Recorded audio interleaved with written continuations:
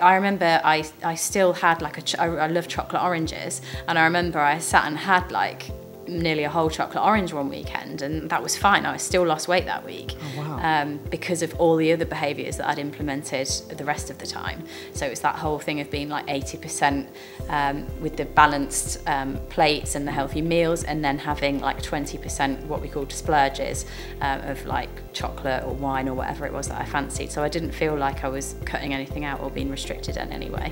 Welcome to Real People, Real Results, Real Change, the podcast that's dedicated to helping real people develop real health and fitness in their lives.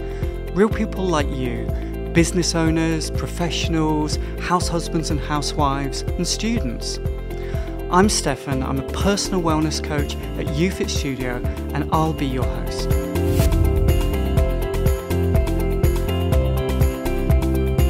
Today I'm talking with Danni Campos, a YouFit member since 2016 and a full-time working mum with a 3-year-old daughter.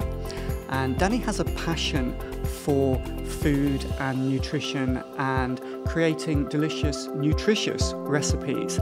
But today I'm going to be talking with her about her personal fitness journey and how she's overcome her specific challenges in order to reach her current goals. Okay, Danni, thanks so much for joining me today. I'm so privileged to be able to speak to you for a number of reasons. We've got a lot to talk about. But what I'd like to do first, I guess, is just get a sense of your own, your personal kind of journey through fitness and health. And, you know you've come a long way in quite a short period of time, right? And I'm really curious some of the ways you've done that, some of the things that have been successful, maybe some of the things that, it's like, oh yeah, no, that's not so great, right? Like ditch that kind of thing. Yeah. Just the real stuff that's, kind of got you where you are today. So I don't know, like, what's the best thing to do? Should we rewind a little bit and sort of cast your mind back to, kind of where you were when you sort of started on your more sort of like recent phase of your journey? Yeah, so do you want me to go right back to the start, or? Go on then. Yeah? I promise it won't take too long. So I joined YouFit in 2016. Prior to that, like as a child and stuff, I was never into like fitness.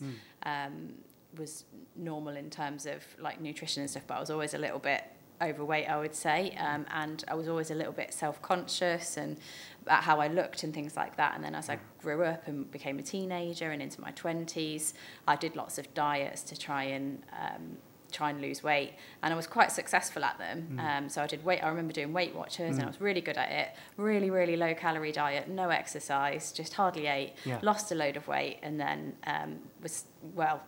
then I just put it straight back on again. Right.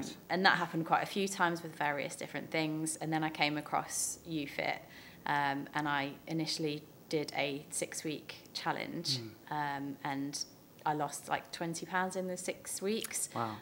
So that really kind of, and it was different. It wasn't that low calorie diet with no exercise. It was more of a focus on nutrition and how to balance a plate to really focus on the nutrients and what you could add in rather than taking things away and just eating as little as possible. So that was really interesting and new to me. Interesting. So it wasn't just about calorie counting? No, it wasn't about calorie counting at all. So it was about how to build up your plate with protein, carbs, vegetables, fat, and looking at it in that kind of way. And I didn't count calories at all to lose that weight, which was, again, amazing to me because I just didn't know that could be done.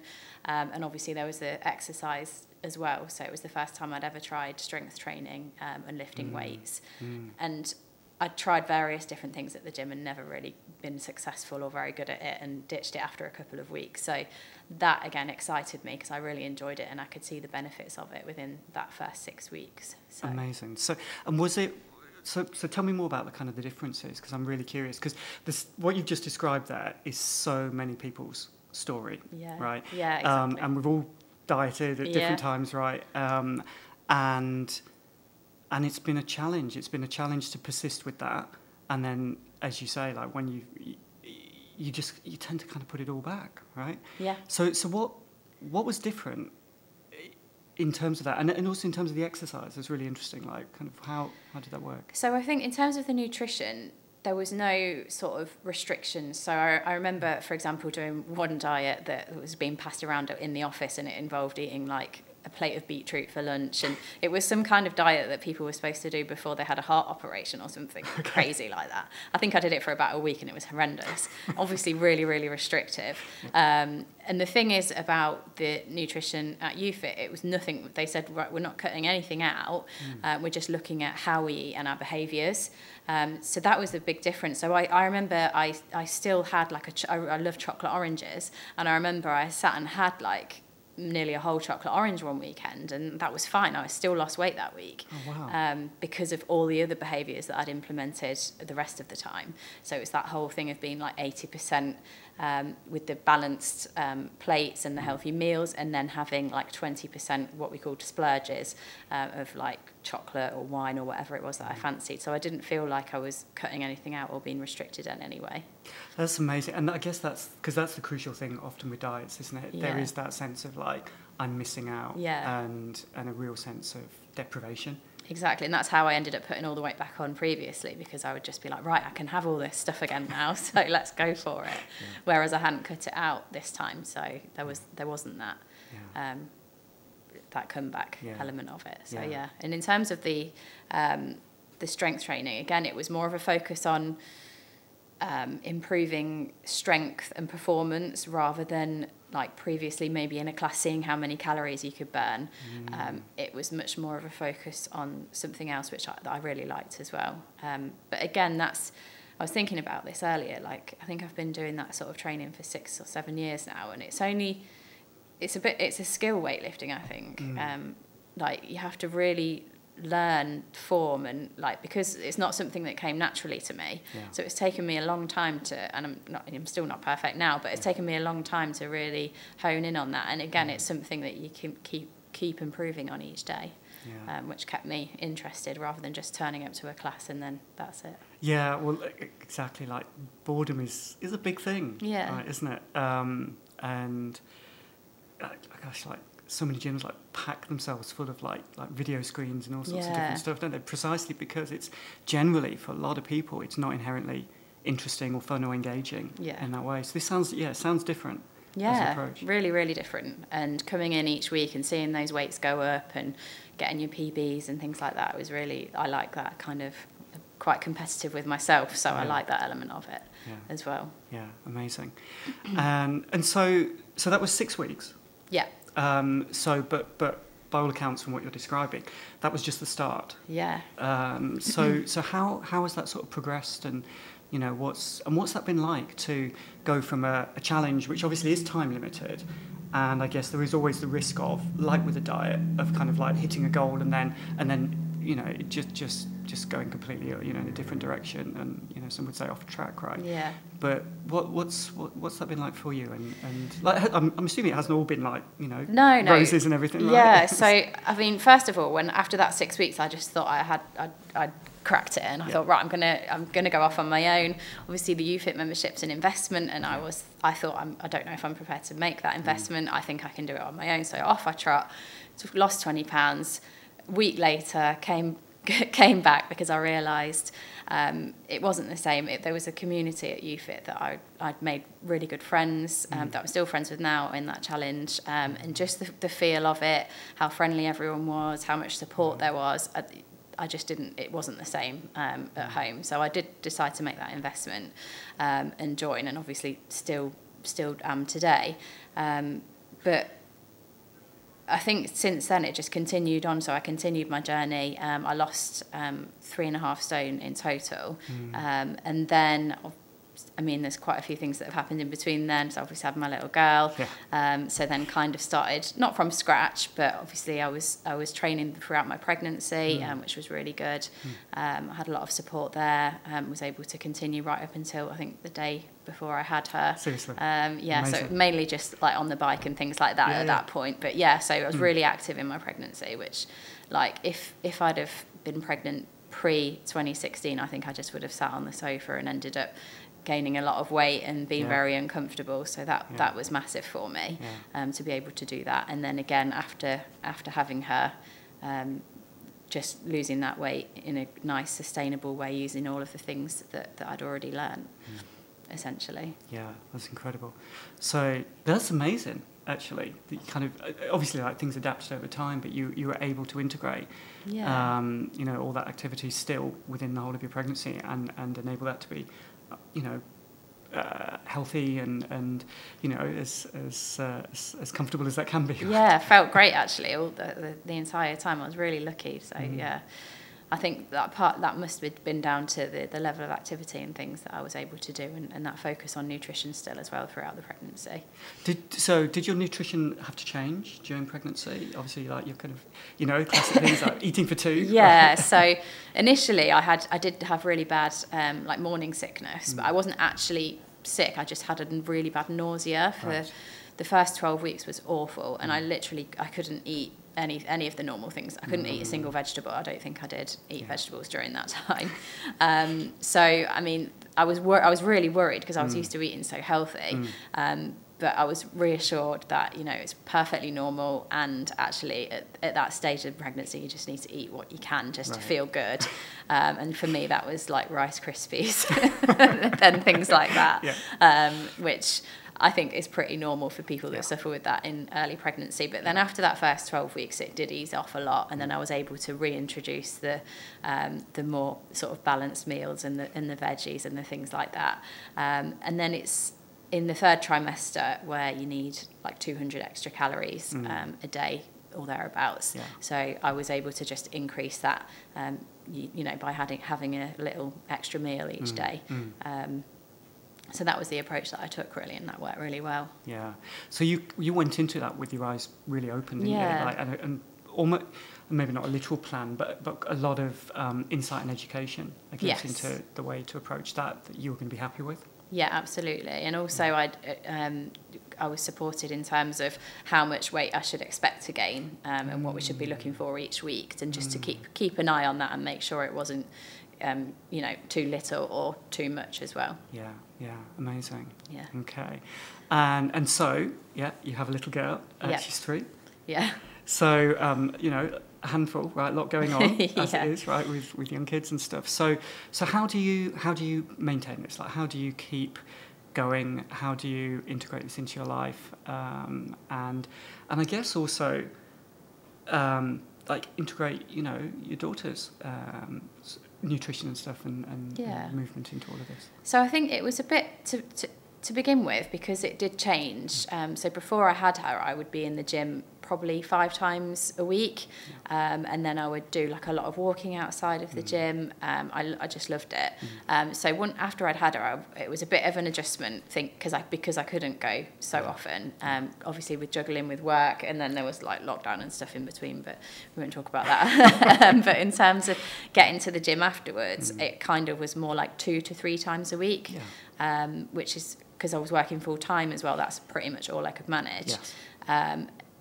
And it took me a while to get used to that, because I was thinking, well, I used to do 5 times a week, but now I'm only doing 2 or 3. But actually, I was like, well, this is better than not coming to the gym at all. And I'm exercising, and my daughter, and she's seeing me do something for myself.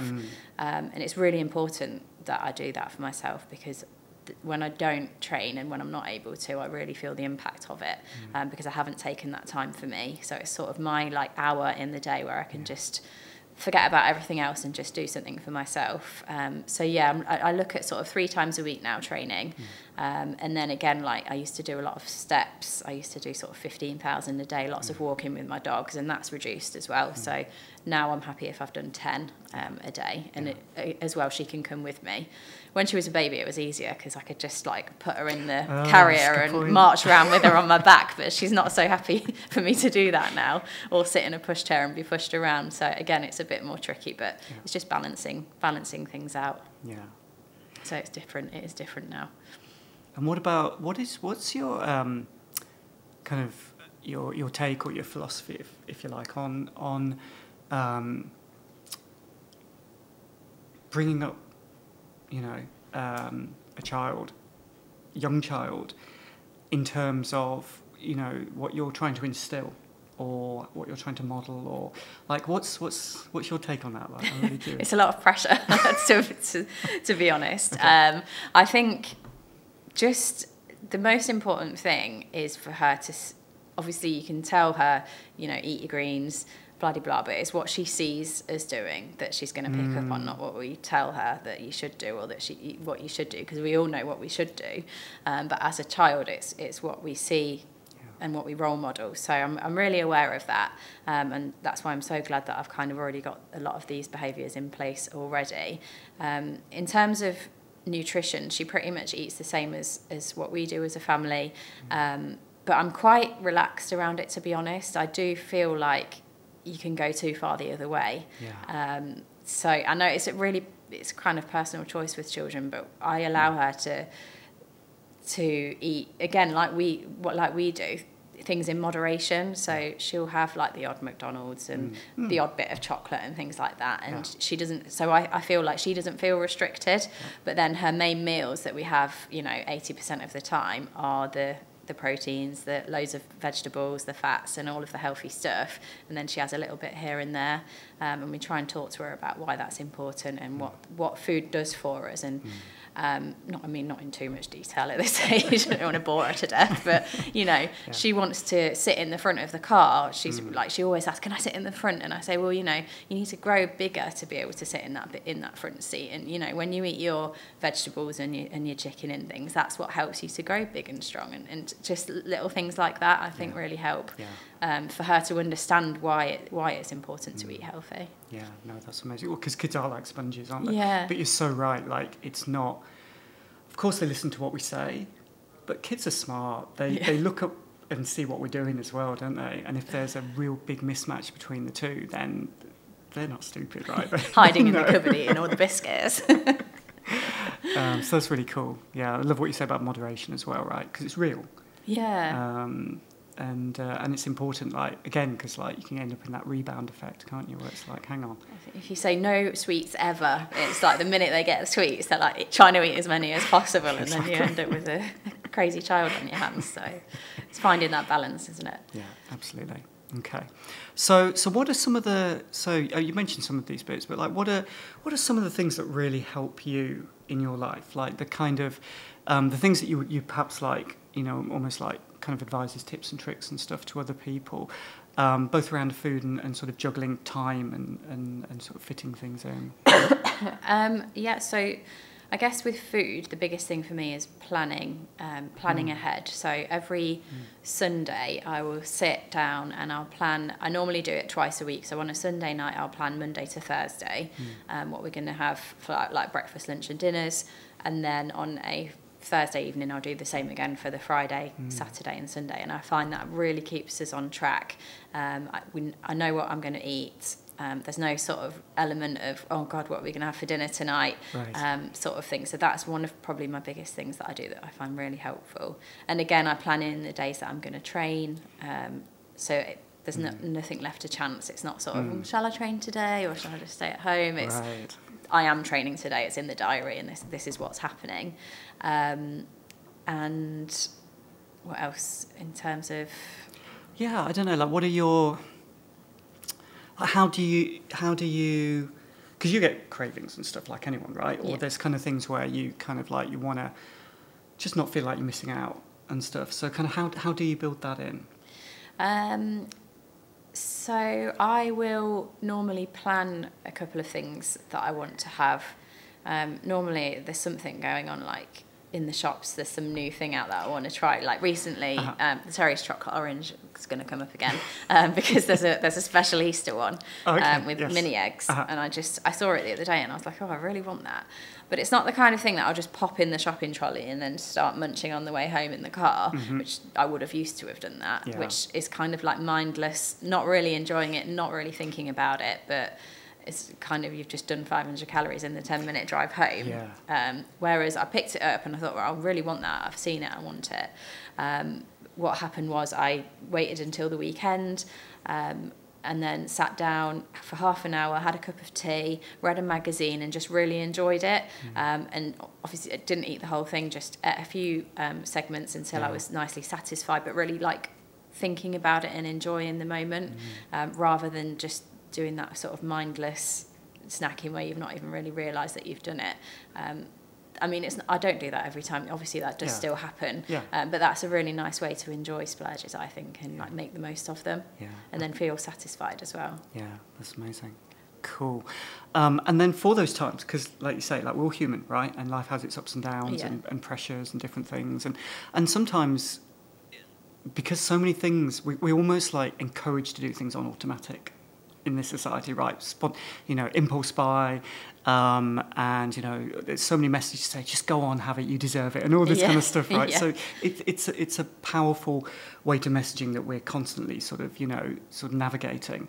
So when that kind of stuff does happen, though, like how do you navigate that side of things? Like what's your sort of strategies like? So sometimes I do end up just like we're all human, aren't we? So sometimes it does happen, like especially like during just before my period's due on and things like that. Can be times when it's really challenging and there's like chocolate bars in the fridge that are just calling my name, and I have overdone it at times. But actually I use those times when I have maybe had a few too many biscuits. I don't kind of feel guilty about it. I just think, well, next time I'm in this situation, I'm going to remember this and how I felt now, because now I feel a bit full, a bit sick. I didn't really enjoy it because I overdid it. So I'm going to make a mental note of this, and then next time when it comes to the temptation, I'm going to remember how I felt in this moment, and then and actually that really works, because I think, well, I don't want to feel like that again. So I'm going to make the decision not to have it, and just maybe have one or two and just get that craving away, but not go over the top with it. So I think it's learning each time it happens, and just making a little mental note without and a memory. Very cool. Nice. Okay, fantastic. Thanks so much, Danny. I'm really excited. We're going to talk next time in more detail about nutrition, which you have a lot of knowledge about, and I'm really keen to pick your brains on that. But in the meantime, lovely speaking to you, and I look forward to you next time. Thank you.